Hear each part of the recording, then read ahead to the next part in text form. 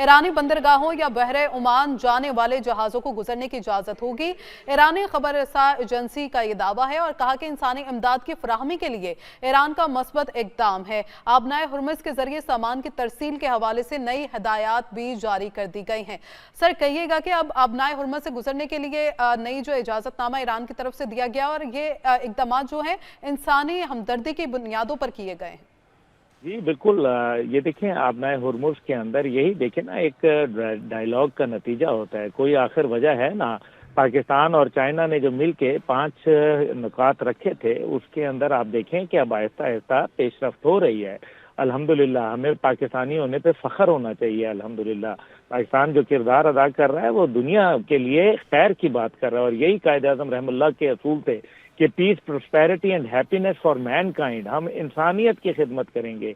यही एक मुसलमान का किरदार होता है। और अब आप देखें, आबनाए हुर्मुज़ से सुबह फ्रांस के जहाज़ को भी गुजरने दिया गया है, फ्रांस के साथ भी ताल्लुकात हो रहे हैं। इसका मतलब यह है कि ईरान की जो खारजा पॉलिसी है उसके अंदर जो है वो जो दिखाया ये जा रहा था कि वो तो बड़े सख्त मिजाज हैं, वो सख्त मिजाज नहीं है, लेकिन वो असूल पसंद लोग हैं, जो कि मेरे ख्याल में बिल्कुल होना भी चाहिए।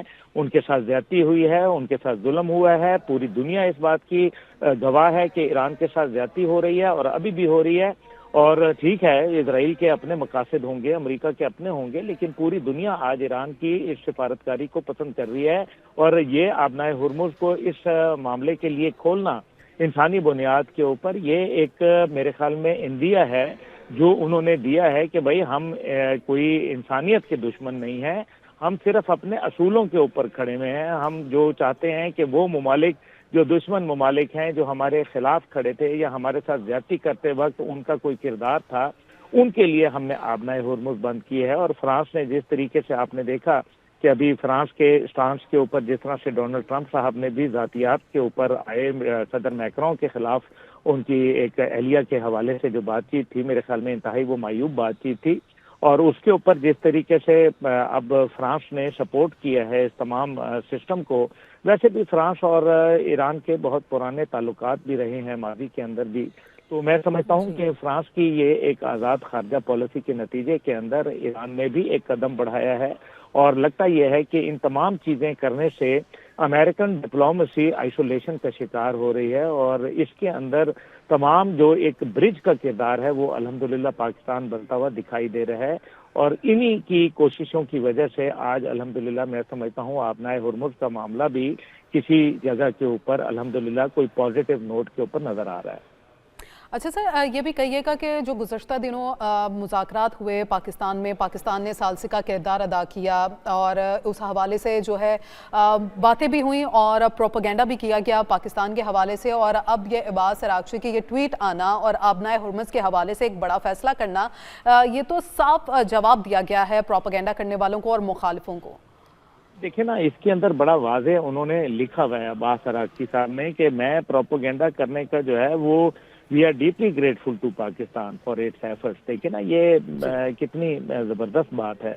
और वो प्रोपेगेंडा के ऊपर ही बात कर रहे हैं कि जो प्रोपेगेंडा जितना भी वेस्टर्न मीडिया इस टाइम पे एक कंफ्यूजन पैदा कर रहा है उसको वो रिजेक्ट कर रहे हैं। तो ये मेरे ख्याल है जो इस तमाम सूरत हाल के अंदर अगर हम देखें तो हमें ये नज़र आता है कि ईरान का किरदार मस्बत की तरफ हो रहा है और पाकिस्तान इसके अंदर अहम तरीन किरदार अदा कर रहा है। देखिए ना, अब वो क्या कहते हैं कि Iran position is being miss represented by US media, कि ईरान की जो पोजीशन है वो जो अमेरिकी मीडिया है वो गलत बयानी से काम ले रही है।